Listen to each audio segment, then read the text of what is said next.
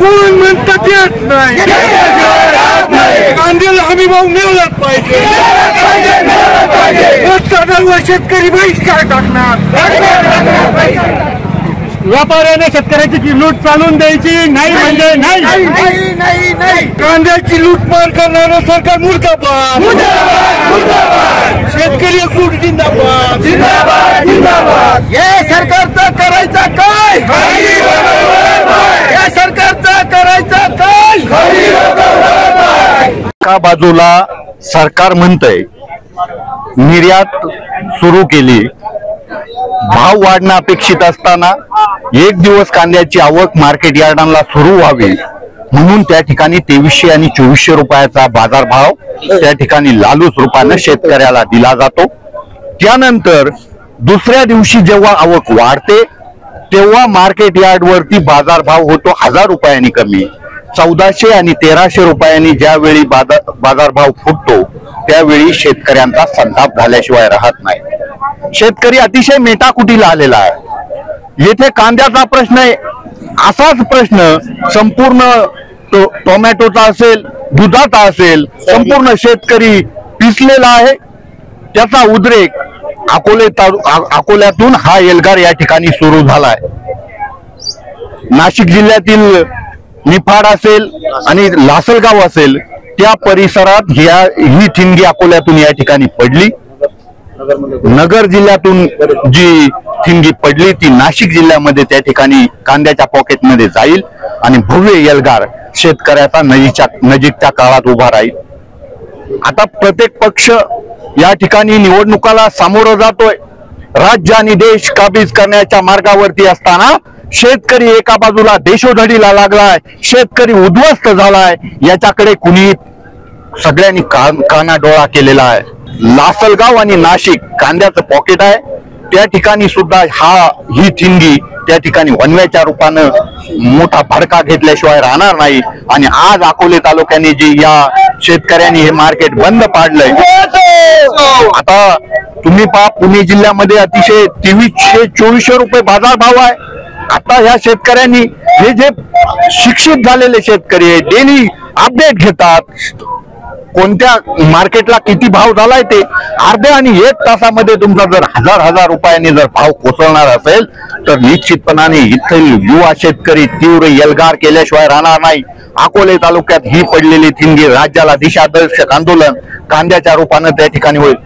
फडणवीस साहेब आपण म्हणता आकडेवारी देता, वर्षाची 2 वर्षाची आकडेवारी जुळून आपण कांद्याची निर्यात किती चालली हे सांगता, परंतु प्रत्यक्षात आम्ही आकडेवारीचा अभ्यास केल्यानंतर समजतंय ती आकडेवारी खोटी आहे। म्हणून या ठिकाणी कांद्याची निर्यात आपण एका बाजूला केलेली असताना आमचा 2300 रुपयांनी बाजारभाव असताना आज 1400 रुपयांनी कांदा गेला कसा? जर तुमची निर्यात चालू आहे तर कांद्याचे बाजारभाव 2400 चे 3400 रुपये व्हावे लागत होते, 2400 चे 1400 रुपयावरती कांद्याचे बाजारभाव आलेत। शेतकरी मेटाकुटीला आलाय, शेतकरी उग्र आंदोलन नजीकच्या काळात केल्याशिवाय राहणार नाही। या सरकारनं निर्यात चालू केली होती, निर्यात चालू केल्याच्या नंतर परवादीचा मोंढा 2700 रुपये अकोल्याचं मार्केट झालं आणि आता आज एकदम रिवर्स झालं। ज्या गतीनं मार्केट वाढलं त्याच गतीनं आज रिवर्स झालं। याची कारण आम्ही व्यापाऱ्यांना विचारली, म्हणजे आडत्यांना विचारली तर त्यांनी सांगितलं गव्हर्नमेंटनं आमच्यावर 80% एक्साईज ड्युटी लावली, एक्साईज ड्युटी लावल्यामुळे मार्केट रिवर्स झालं आणि हा आक्रोश शेतकऱ्यांचा झाला त्याच्यामुळे, बाकी दुसरं काही कारण नाही। मग गव्हर्नमेंटला माल विकला गेला पाहिजे, मार्केट विकायला जे गव्हर्नमेंटने जे सांगितलंय 2410 रुपये मार्केट दिले, निर्यात चालू केली, 7 देशांमध्ये निर्यात चालू करणार आहे, व्हॉट्सअपला युट्यूबला मार्केट तुम्ही व्हायला पाहिजे। आज गोडेगाव 2000 रुपये दाखवले, 2200 रुपये दाखवले। अकोल्यातलं मोकळं मार्केट 2000 रुपये झाले, काल पण मी मार्केटला होतो 2000 रुपये मोकळं कांद्याचं मार्केट झालं आहे आणि आज त्यांनी 1200-1300 रुपये लिलाव काढली। हे चालणार नाही ना। जर घोडेगाव लासलगाव मार्केटमध्ये जर एवढा माल मिळतोय, भाव मिळतोय, तिथला कांदा तोच, इथला जमीन पण कांदा तोच, एवढं भावात तफावत येण्याचं कारण काय? व्यापारी मिळून ठरवताय का अजून कोण मिळून त्यांना पाठिंबा सांगतोय की एवढे भाव पाडा? आज प्रॅक्टिकल माझं म्हणणं आहे, जर जागेवर 700 रुपयाचा तोटा जर इथल्या अकोले तालुक्यातल्या शेतकऱ्याला जर नुकसान पडत असेल तर याला कारणीभूत कोण? आज शोधून काढला पाहिजे, त्याला ठेचून काढला पाहिजे माझं म्हणणं। तुमचं सर्वांचं शेतकऱ्यांचं काय म्हणणं आहे? तुम्ही जागेवर येणार का सांगा. हे जाणून बुजून माझं म्हणणं आहे, नुकसान करताय अकोला तालुक्यातल्या गरीब शेतकऱ्याचं नुकसान करताय.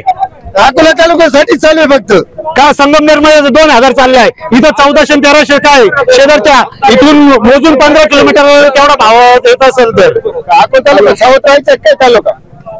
तालुक्याला आमदार सेपरेट, सर्व सेपरेट, तहसीलदार सेपरेट. मग इथल्या मार्केटिंग कमिटीच्या सर्व संचालकांनी इथं यायला पाहिजे आणि त्यांनी व्यापाऱ्यांशी चर्चा केली पाहिजे, शेतकऱ्यांमध्ये चर्चा केली पाहिजे आणि शेतकऱ्याला योग्य भाव मिळून दिला पाहिजे. नाही तर माझं सर्व म्हणणं राजीनामे द्या आणि मोकळे व्हा. राजीनामे द्या, संचालकांनी राजीनामे द्या आणि मोकळे व्हा. व्यापारी बघाव. नमस्कार, मी राहुल रामनाथ कुंडे, राहणार डोकरी. आज आपल्या अकोले तालुक्यातील बाजार समितीमध्ये आम्ही कांदा विक्रीसाठी आणला होता.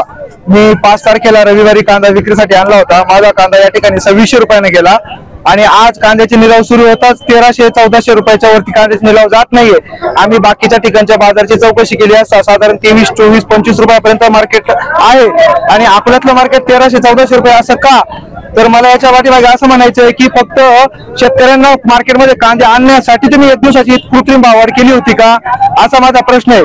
आणि ही एवढे 13-14 रुपयाच्या मार्केटमध्ये आम्ही कांदे विकणार नाही. त्याच्यामुळे सगळ्या शेतकऱ्यांनी आज या ठिकाणी एल्गार पुकारलेला आहे आणि आम्ही जोपर्यंत कांद्याची योग्य भावामध्ये विक्री होणार नाही तोपर्यंत आम्ही मार्केट चालवून देणार नाही. या ठिकाणी आमची अशी अपेक्षा होती की मार्केट कमिटीचे अध्यक्ष आणि सर्व संचालक मंडळ या ठिकाणी येतील आणि काहीतरी मध्यस्थी करून व्यवस्थित तोडगा काढतील, पण तसं काही होताना दिसत नाही. शेतकरी प्रचंड आक्रमक झालेला आहे.